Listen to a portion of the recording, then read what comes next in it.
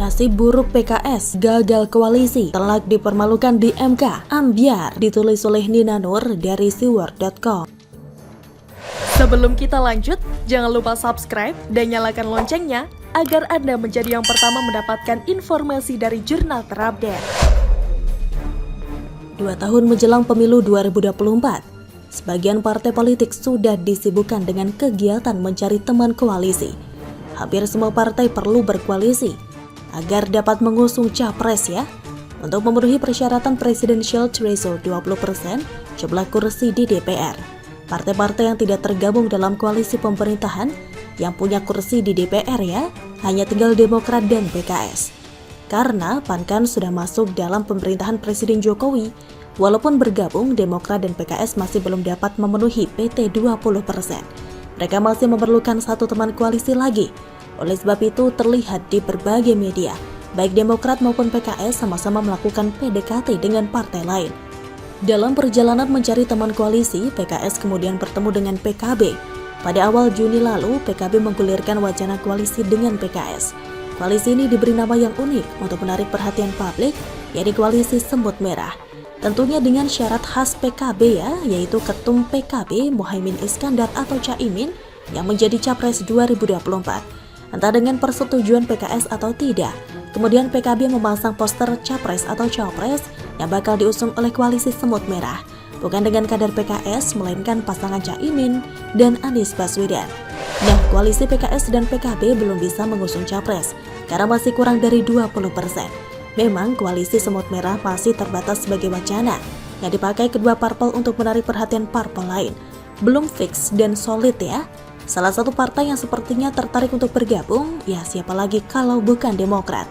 Akhirnya memang ada keluar berita di media bahwa Demokrat, PKB dan PKS akan segera mendeklarasikan koalisi buat Pilpres 2024. Wacana koalisi ini pun disambut antusias oleh masing-masing pihak.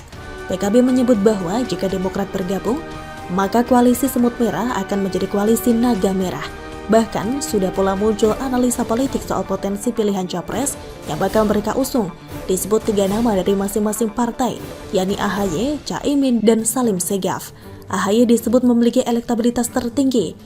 Namun, apa yang kemudian terjadi? PKB malah mengumumkan kesepakatan koalisi dengan Partai Gerindra.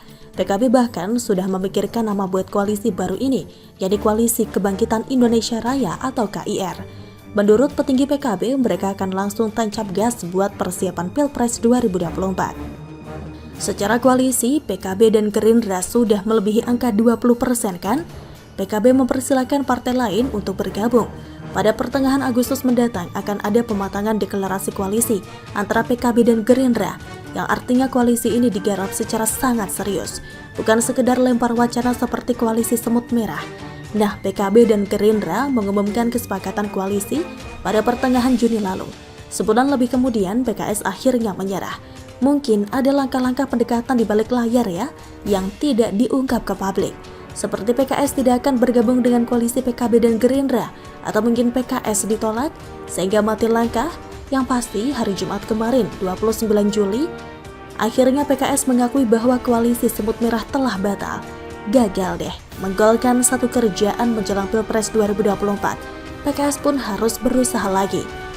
Dalam perjalanan sejak di PHP PKB dan kemudian ditinggal oleh PKB berkoalisi dengan Gerindra, PKS harus berupaya mencari opsi lain.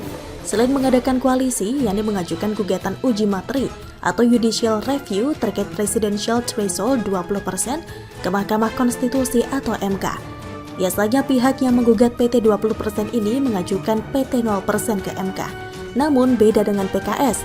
PKS minta agar PT diturunkan menjadi 7 hingga 9%. Gugatan ini diajukan secara resmi pada tanggal 6 Juli lalu.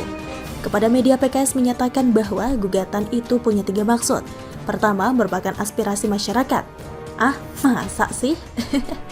Kedua, katanya untuk memperkuat sistem demokrasi, sehingga membuka peluang lebih banyak lahirnya calon presiden terbaik di masa mendatang. Oh ya, bukannya PKS mau ganti sistem kekilapah yang tidak kenal demokrasi? Itu kan ada videonya Mardhani Alisera bersama jubir HTI. Ketiga, katanya PKS ingin mengurangi polarisasi di masyarakat akibat hanya ada 2 kandidat capres atau cawapres. Bukannya PKS yang justru ikut bermain memperkeruh polarisasi itu, misalnya melempar hoax soal kuota haji tahun 2021? Hadeh. PKS menjadi satu-satunya partai yang punya kursi di DPR RI yang mengajukan judicial review terkait PT 20% ke MK. Selama ini yang mengajukan itu adalah atas nama pribadi atau partai-partai yang tidak punya kursi di DPR RI. Hal ini yang menjadi bahan kritik partai PPP terhadap PKS. PPP menyayangkan langkah PKS mengajukan gugatan ke MK karena menurut PPP, hak partai yang punya kursi di DPR adalah melakukan legislative review atau melakukan review di DPR RI, bukan judicial review di MK. Bukankah PKS punya suara di Senayan dan bisa berinisiatif untuk mengubah undang-undang?